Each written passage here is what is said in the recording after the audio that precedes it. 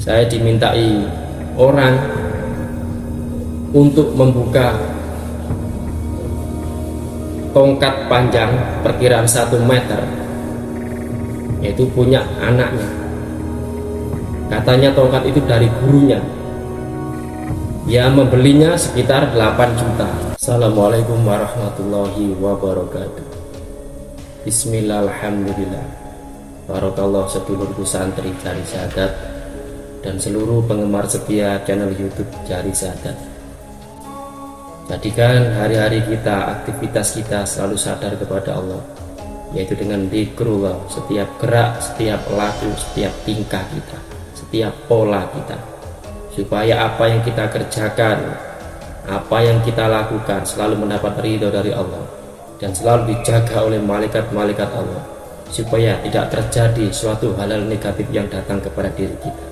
Dan jangan lupa selalu bersolawat kepada baginda Rasulullah, supaya pancaran zikir kita memancar luas, menyeberang ke alam semesta, menyeberang ke alam-alam ilahi.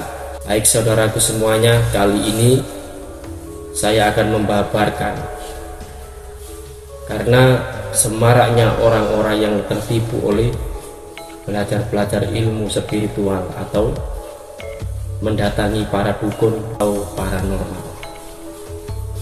Setiap apa yang saya kaji adalah suatu pelajaran berharga ketika saya dicurhati oleh orang lain, atau banyak orang lain yang konsultasi, dalam artian sharing kepada saya. Betapa banyaknya orang awam yang nakal, yang brutal, yang liar. Ketika mentok di suatu problem yang besar, maka ia akan sadar dan mau bertaubat. Dan ketika bertaubat, kalau tidak ada guru yang mengarahkan, maka ia akan tersesat di alam yang dianggap suci. Contohnya seperti orang-orang pintar yang memakai sorban, memakai kopiah hanya sebagai kedok belaka. Dan apabila orang awam itu belajar di situ yang tidak sebenar-benarnya guru, maka ia akan tertipu. Pikirannya akan dikacaukan, uangnya akan dihabiskan, rumah tangganya akan diberantakan. Semata sang guru hanya mengejar berapa banyak uangmu, berapa besar hartamu. Contoh, orang-orang yang berkedok agama atau yang merasa menjadi spiritual. Nomor 1, ia pasti banyak bicara, ia pasti banyak omong, tidak peduli omongan itu baik atau buruk, yang penting banyak omong. Karena orang kalau sudah berspiritual tinggi, boleh ia banyak omong kalau di dalam majelis ilmu, di dalam wadahnya, dalam dakwahnya, dan itu pun harus dakwahnya secara terbuka, tidak ditutup-tutupi, tidak di dalam ruangan sendiri, tetapi bisa disaksikan oleh tetangga atau orang-orang awam lainnya. Yang kedua, ia akan mendemonstrasikan suatu ilmu-ilmu kegaiban, yaitu hanya sebatas sulap belaka. Dan rumahnya akan dihiasi keris, pedang, patung-patung keramat.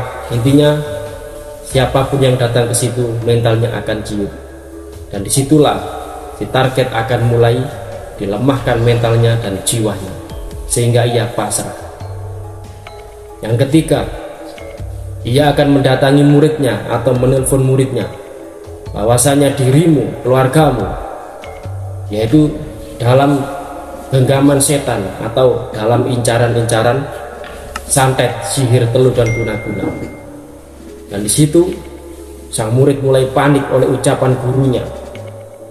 Sang guru akan melancarkan aksinya, yaitu dengan mengirim pusaka atau minyak atau alat-alat penolak bala, yaitu dengan harga yang sangat mahal, bahkan jutaan maupun puluhan juta. Yang selanjutnya yaitu ia akan mencari mangsa tidak peduli di mana tempatnya. Biasanya ia mendatangi di jalanan, yaitu di warung-warung kopi, tempat banyak berkumpulnya orang. Di situ kadang ia menjalankan aksinya dengan orang-orang pilihan, yaitu untuk ngegabrus atau untuk memancing yang lainnya supaya ikut mendengarkannya.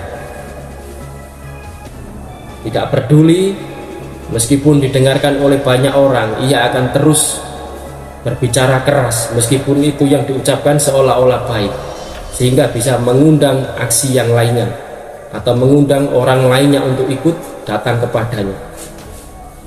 Yang selanjutnya, ketika ia sudah merasa mempunyai banyak pengikut, maka pengikut itu mulai dicekoi atau mentalnya sudah dikuasai, jiwanya sudah dikuasai, maka sang murid atau pengikutnya akan bisa meninggalkan anak, istrinya dan keluarganya, dan seluruh uangnya akan dikuras habis oleh sang dukun atau paranormal yang palsu itu. Baik saudaraku semuanya, apa yang saya sampaikan ini karena sudah puluhan orang yang menemui saya atau saya yang menemuinya. Dari sini saya belajar memahami tentang ini sudah sejak perkiraan tahun 2004-an. Saya sudah menemui berbagai banyak orang yang sering ketipu. Dan ini sedikit cerita. Barusan kemarin sekitar tahun 2019, saya dimintai orang untuk membuka tongkat panjang perkiraan 1 meter, yaitu punya anaknya. Katanya tongkat itu dari gurunya. Ia membelinya sekitar 8 juta, yaitu bayar 3 juta lagi dicicil sampai perkiraan 8 jutaan. Dan jangan dibuka kalau belum usia 5 tahun, karena tongkat ini akan menjadi emas. Dan di sini sang ayah, orang tuanya mulai panik karena anaknya sering menghabiskan uang dan meninggalkan istrinya dan meninggalkan anaknya yang hari-harinya hanya komunikasi dengan gurunya, mendatangi gurunya, menyerahkan semua uangnya.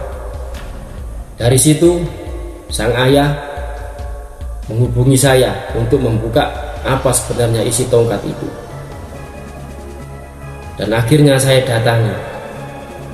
Dan apa yang terjadi di dalam tongkat itu adalah dibungkus sebuah sarung lawas atau sarung yang lapuk. Ketika saya buka, isinya hanya pring kering, kalau istilah orang Lamongan itu carang. Masya Allah, begitu kejamnya dunia agama, dunia spiritual yang diatasnamakan oleh pihak pribadi untuk menguras banyak uang dan mengenyangkan isi perut, dan untuk membahagiakan anak istrinya dengan uang haram.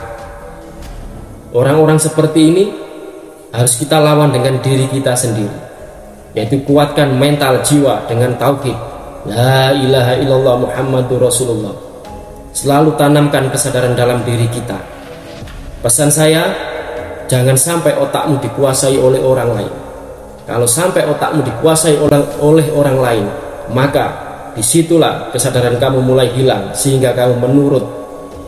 Uangmu akan kamu serahkan, jiwa ragamu akan kamu serahkan kepada orang itu. Dan kenapa sang guru palsu itu selalu menelpon atau selalu berkomunikasi dengan muridnya itu? Karena apa? Karena kalau sampai 24 jam lebih ia tidak komunikasi dengan gurunya, maka ia akan sadar. Dari situlah, hai saudaraku semuanya, jangan sampai salah memilih guru.